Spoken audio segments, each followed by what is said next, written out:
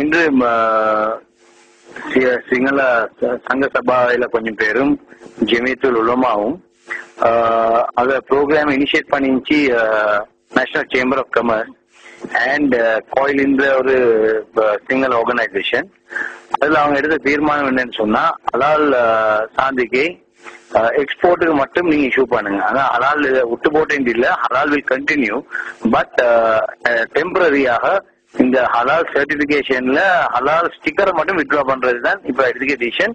அதுல எக்ஸ்போர்ட்டுக்கு நீங்க if company request பண்ணினாங்கன்னு ஹலால் சாந்திக்கு கட்டாயம் ஓணும்னு சொல்லி அப்ப அந்த லோகோ யூஸ் பண்ணி சொல்லி ஒரு தீர்மானம் எடுத்திருக்காங்க.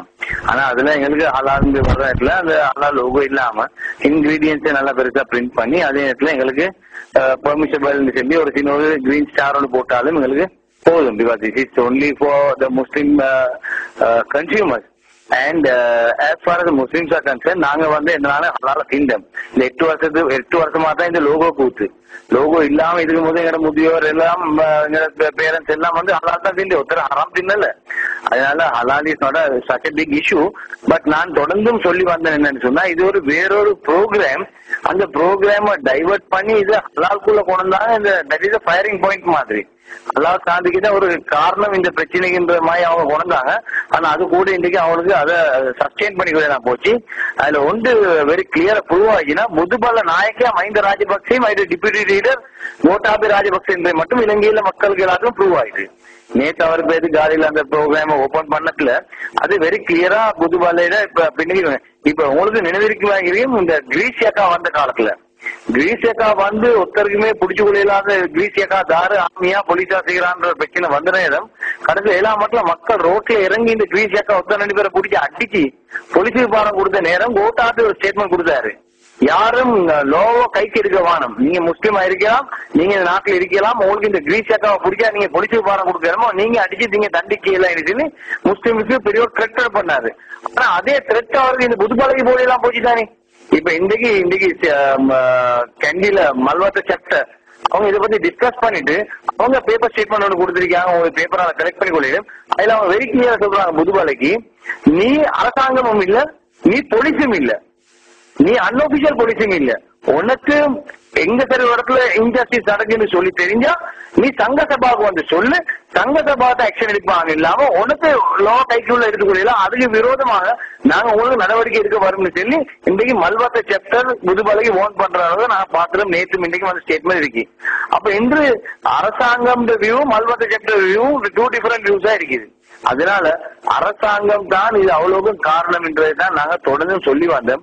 அதே நேரத்துல நாங்க 4 மாசத்துக்கு முதல் இந்த பிரச்சனை வந்த நேரமே நாங்க உங்களுக்கு கொடுத்த இன்டர்வியூல எல்லா ஊடகங்களுக்கும் கொடுத்த இன்டர்வியூல நான் சொன்னேன், ஹலால் சாந்திக்கு உடனடியாக நாங்க வித்ட்ரா பண்ணணும். நாங்க வித்ட்ரா பண்ணின சீருக்கு நான் சென்னை ஒரு தூர நோக்கத்தோட எங்களுக்கு என்ன நடக்க போகுது நெக்ஸ்ட் தெரிஞ்சுதான் சொன்னோம். வித்ட்ரா பண்ண சரி அரசாங்கம் உங்கள்கிட்ட பிச்சை எடுப்பான், ஹலால நீங்க கொடுங்கன்னு சொல்லி. ஏன் இந்த எக்ஸ்போர்ட் பண்றது 3/4 of export is done by the Sinhala community. இன்னைக்கு பிஸ்கட் எடுத்தாலுமோ, இன்னைக்கு நீங்க மாம் எடுத்தாலுமோ, எத்தனை கமோடிட்டிஸ் 4001 கமோடிட்டிஸ்ல more than 50% of the commodities is been exported by the Buddhists in this country.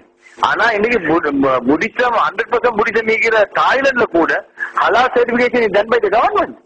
அப்படியாக ஒரு நிலைமையில அரசாங்கம் இருந்து கொண்டு, ஆனா இந்த அரசாங்கம் மட்டும் இது ஹலாலை நாங்க என்னமோ பைபோஸா தீர்த்துறதாகவும் நாங்க போஸ்ட் பண்ணி ஹலால் சாந்திக்கு எடுக்க சொன்னதாகவும் இவன் சொல்லிக் போறாங்க. இது வெரி கிளியராக இன்றைக்கு ப்ரூவ் ஆகிட்டு முதுபாலை லீடர்ஷிப் எங்க இருக்கு, முதுபாலைக்கு இவ்வளவு செய்ய சொல்றது யாரு, முதுபாலைக்கு இவ்வளவு ஃப்ரீடம் கொடுத்துக்க யாருன்றத நேற்றைக்கு போறோம் மக்களுக்கு நல்லா தெளிவாக மக்கள் இருக்கிறாங்க. ஆனால் இப்ப உள்ள பிரச்சனை என்னன்னு சொன்னா, ஹலால் சாந்திக்கு இப்ப சொல்யூஷன் முஸ்லீம்கள் ஏற்றுக்கொள்ள மாட்டாங்க, யாருமே ஏற்றுக்கொள்ள மாட்டாங்க. அது 100% நாங்க சொன்னது டோட்டலா நீங்க இதாக்குங்க.